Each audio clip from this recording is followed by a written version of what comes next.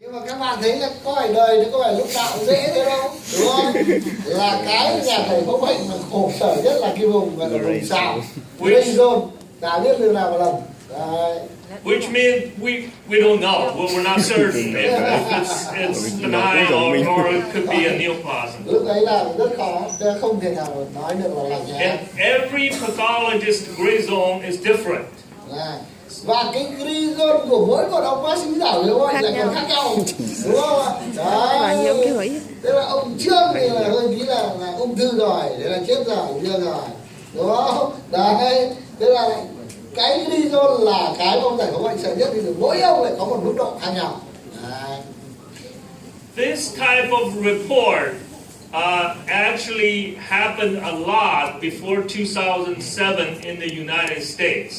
Basically, the pathologists just say this is a typical cytology, okay? And then they put a comment, they said this nodule could be hyperplastic, could be a neoplasm, or could be a malignancy. Tức là cái câu mà ông giải phẫu bệnh rất hay viết ở bên Mỹ cũng thế, là cái câu gì? Chẩn đoán là có một số tế bào không biểu hiện. Sau này lại xem phần bình luận, sau rồi phần bình luận thì ông đưa ra đủ hết cả các loại bệnh. Nhiều khả năng từ gọi là quá sản năng tuyến cho đến nọ kia, kể cả đến cả voi thơ thấy biết được đây. Basically is we don't know.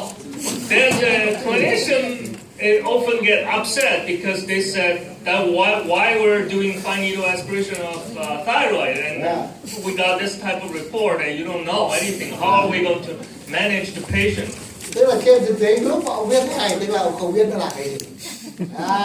Và các nhà lâm sàng thì cực kỳ ghét cái kiểu này, đúng không? Và sẽ bảo hay là thích chắc còn bảo phải chọc là cái gì, đúng không? Đấy, chả có ý giờ gì, chả biết đường nào mà xử trí. Some of the reason that causing this type of problem is sometimes the colloid is difficult to recognize. Lý do của cái gọi là dilemma, tức là coi tiến mình dịch gọi là tiến thoái lưỡng nan, đúng rồi, tiến thoái lưỡng nan, cái là đúng nhất, đó là này rất khó nhận biết được cái chất keo. Second is that time in the starting, a lot of people in the United States starting using the liquid-based cytology to do thyroid FNAs, and they get very hypercellular samples. You are right. Thế rồi ở Mỹ, Việt Nam mình bây giờ cũng thế, đúng không ạ? Thích dùng cái gọi là liquid-based. Đấy. Mà nó làm liquid-based thì nó lọc hết rồi, cho nên tiêu bản nào cũng thấy đầy tế bào. Đấy. The third problem is basically when we think about or we talk about microfollicles, we equal microfollicles to follicular neoplasm. But how many microfollicles we need to make a diagnosis of follicular neoplasm? No, we don't have a consensus. Rồi là gì nữa? Ông muốn chẩn đoán là cái gọi là ung thư gan thì ông phải nhìn thấy cái vi năng. Thế giờ ai bảo là bao nhiêu vi năng là đủ để chẩn đoán? Chưa có một cái thống nhất nào trên toàn thế giới.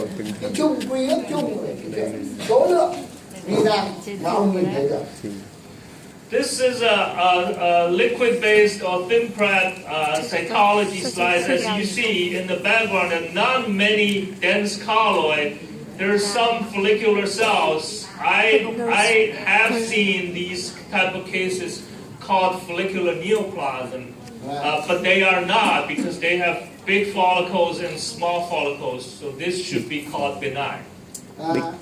Thế thì đây chẳng hạn như là một cái tiến đồ mà chúng ta thấy là không thấy chất keo, đúng không? Thấy hai cái này nhưng mà một cái to cái nhỏ và cũng chưa đủ, cho nên tôi chẩn đoán cái này là lành. And again, you know, these when you see these follicles, there's small follicles, large follicles. There's just think about histology. You see small follicles, large follicles. These are benign. Đây thế là thấy một cái nang rất lớn là một cái nang nhỏ này, vân vân. Thế thì so you think it's benign? This is benign, and even though you don't see much colloid in the background. Okay.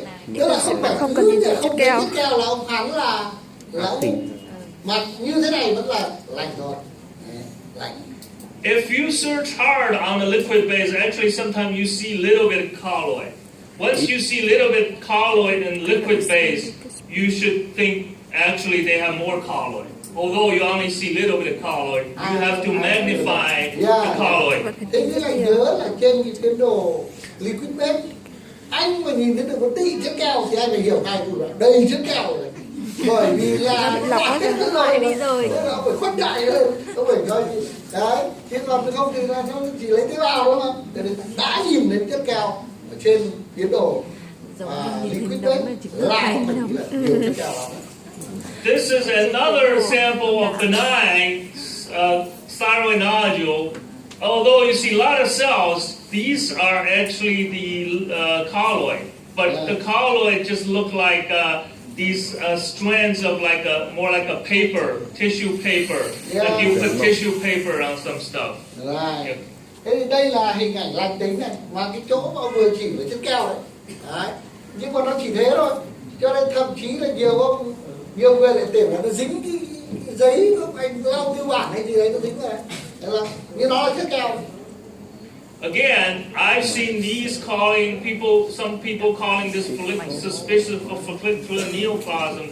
These are actually not. These are benign. Every time I see these many cells, people get scared. This actually has large follicles, small follicles, just like they're using a bigger needle, so you get a lot of cells. Right. But actually, they are microbiopsies, and these are actually should not be overdiagnosed as follicular neoplasm.